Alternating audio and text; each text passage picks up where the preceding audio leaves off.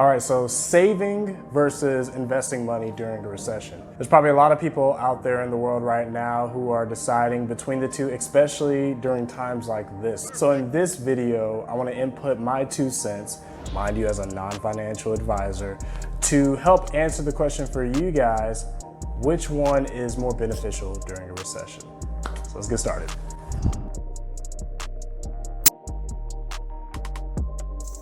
What is going on, guys? My name is Darren Jackson, and since this year started, it's safe to say that we've been in some really weird times caused by this recent pandemic. We have the stock market that's been ridiculously volatile for the past couple of months. We have small businesses temporarily or permanently closing, large businesses stressing out, and on top of all of that, the unemployment rate has been increasing at honestly rates that I personally have never seen before. And if you go on YouTube right now, there are creators like myself who are releasing videos within the context of here are the best dividend stocks, or top 5 dividend stocks to invest in, or invest in these right now. And mind you guys, I personally believe that those are very important tips and advice to give out to people, because there are still people in the world that have the opportunity to invest. But despite the stimulus plans and all the money that's being sent out or been sent out to individuals, people are still not able to invest, let alone are confident enough to actually do so. So in this video, I want to give my personal opinions on what I feel like are the benefits of saving money during a recession versus investing money during a recession. And make sure you guys watch the entire video, because I want to leave you guys with some things to think about when you're at the point of deciding which one you want to put all your money towards, or how you want to divide it up, and a bit of an insight on what I'm personally doing. So let's get this video started. So on one hand, you have savings. It's for emergencies, and emergencies can happen tomorrow or the next day or the next month. Point is, it's for any specific period of time where you have to face a situation kind of like this one. And it's optimal to have between 3 to 6 months worth of living expenses in your savings account. And you can't do that without savings. So with that being said, these are my personal top 3 benefits of why you should save during a recession. So number 1, especially in comparison to a stock portfolio with your investments, funds in a savings account are way easier to access in the case of an emergency. So if you have something that happens abruptly, you could just easily either go to an ATM and just pull the funds out of the savings and you have it immediately in cash, or you can do a regular transfer from your savings to your checking, and I'm pretty sure the funds are going to be available right then and there, as opposed to trying to withdraw money out of your Robinhood account, and it can potentially take a few business days. So hopefully you're on Monday so you can get it by later on this week. 2, I mentioned how volatile the stock market is, and not a lot of people are willing to put funds in their account to potentially see it dip within minutes, which is an exaggeration. But point is, you avoid the volatility of the stock market by putting your funds in a savings account. When you put $3,000 in a savings account, hopefully by the next day it's still $3,000. And it's more of a mental concern that you're not concerned about putting $3,000 in a stock portfolio and then the next day it's worth $2,500 because of a specific situation with a particular stock or a sector or multiple stocks altogether. And 3, there are savings accounts out there that offer a high annual percentage yield in comparison to the money that you have in your account. So for example, Ally is an online bank that allows you to have a checking, and they're more popular for their high APY savings accounts. I'm pretty sure right now they're offering a 1.5% APY despite everything that's going on. So that means if you put $100 into your savings account, you just leave it there, then you're making what, $1.50 a year off that $100. As long as inflation doesn't seem to negatively impact that, you're going to be making money slowly off the money that you have in your account. Kind of a form of passive income, maybe not really. Leave your comments below and tell me how you feel about that. Now, on the other hand, you have investing. It's for the future. It's your legacy if you want to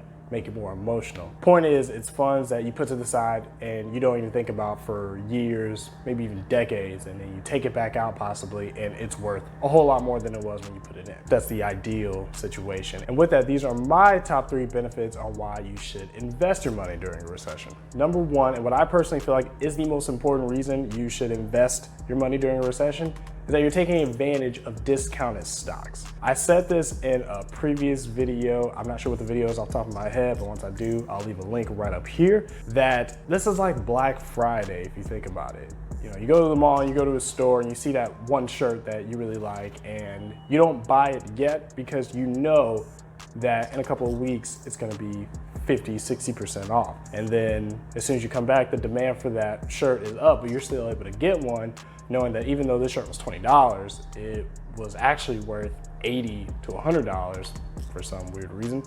And you can be happy and know that you got the same quality shirt for a cheaper price. And that's pretty much what stocks are like right now. There are stocks that are at prices that we haven't seen in years, and you have the opportunity to essentially go back in time and buy those stocks instead of talking to your friends saying, "Man, you are so right. I should have bought Best Buy like 10 years ago when you told me to." You don't have to worry about that now. That's obviously a little stretched out because they're not that low, but they are low nonetheless. And you also have to keep in mind that the stock recovery, regardless of what's going on, it's inevitable. It will happen. So you want to make sure you take advantage while prices are low as they are right now. Second benefit is I mentioned high APYs and savings accounts like Ally Bank, but you have the opportunity to have a stock portfolio that will create you even higher dividend checks at the end of every year. It's pretty easy to find healthy stocks that have a high net worth and make a lot of money every year and give out a safe and healthy amount of money to all their investors. So for example, in my stock portfolio, I have stocks in dividend paying companies right now, such as AbbVie, which pays about a 5.65% dividends in every year. Delta Airlines, which is highly discounted right now, which pays about 5.99% annual dividends. And the ETF SPHD, which I've talked about so much. Speaking of which, if you haven't checked out my stocks versus ETF video, definitely check that out because it's definitely referencing the period of time we're in right now. But anyway, that is giving out a 5.87% annual dividend yield. So these are healthy companies that will grow over periods of times, and they're struggling right now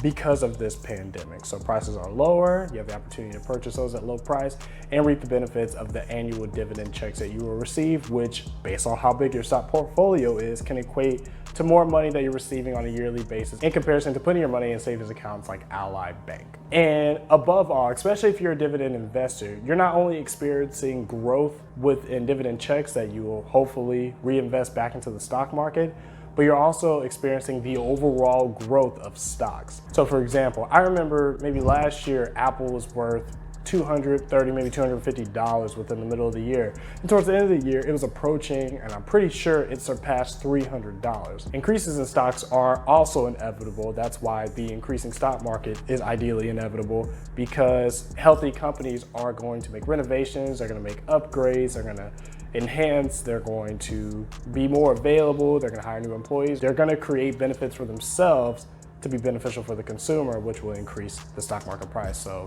when you have the opportunity to invest in cheaper stocks, not only will you be able to have the opportunity to see the price of that stock grow back to where it was before this pandemic started, but you are definitely going to see, it's inevitable that you're going to see the price of that stock go beyond that for years to come, especially if you leave your money in there for a long period of time. So at this point, hopefully the benefits that I provided on how I feel like investing during a recession is important, or saving your money during a recession is important. And hopefully you're in a position right now where you're more so leaning towards one or the other, or you're deciding on how you want to divide the two. But I feel like this is the opportunity where you should keep in mind a few things before you decide on what exactly you plan on doing. So hopefully you understand your financial situation, and that should hopefully answer the entire question on which one is more beneficial for you, because that's what's most important.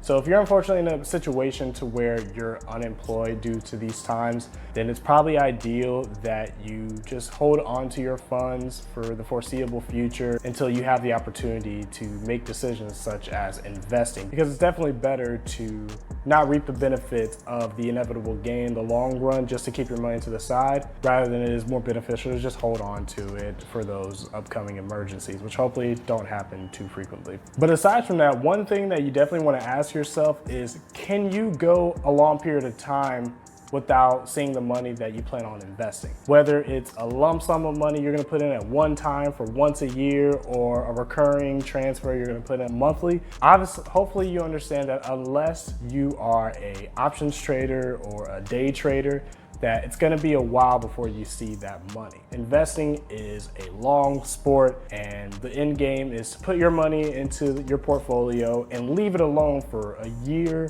a decade, multiple decades. And it's inevitable that when you go back to your money, or you're at the period of time where you pass it on to your children or their children, that's worth a lot more than it once was. And the only way you can have the opportunity for it to grow over time is to let it sit over time. So if you feel like you could keep funds in a stock portfolio and not miss it for any reason, then do that. And if you can't, then you may want to consider how much you're putting into it, or consider putting anything into it at all. And that's perfectly fine, especially during this situation that we're in. Another thing that you want to keep in mind is that investing is definitely a mental game. And I learned that the hard way in the beginning when I was investing in stock portfolio apps like Stash. And I would have my money into companies just because I heard of them, which isn't always a bad thing. But most importantly, I was so concerned about thinking that the stock market would just shoot my money up immediately and I would just become rich out of nowhere. So I was always looking at my stock portfolio. It got to the point where I was looking 5 or 10 times a day, and it was aggravating, especially when I saw the stock market decline for reasons at that time I didn't understand. And now, situations like this, you understand that the stock market is at practically a bottom, and it may go a little bit lower just due to what's going on. So if you're okay with seeing $1,000 that you put in suddenly be worth $950 within the end of the week, knowing that in a few months, it's not only going to go back up to where it was originally worth, but it's going to surpass that, because again, that's inevitable. And if you're okay with seeing the dips and the rises over those long periods of time, then obviously you're okay with investing funds. So that's something you want to think about as well. And remember, overall, in my opinion, saving and investing, they go hand in hand. It's easier to invest a part of your income towards the stock market if you have part of your income in a savings account to support you during that period of time. And it's beneficial when you can take funds from investments, whether it's overall gains in the stock market or it's the dividend checks that you receive, that you can put back into your checking, or more importantly, your savings account, which can add more support to what you're investing into. If you have any more questions on how to save, or those top 5 dividend stock videos are always out there, then make sure you check out these 2 videos that I made previously. I think they'll be beneficial for anyone that watches them. So thank you guys for watching. Make sure you leave a like and comment if you have any questions or comments, and definitely consider subscribing if you enjoy the content. And until next week, guys, take care.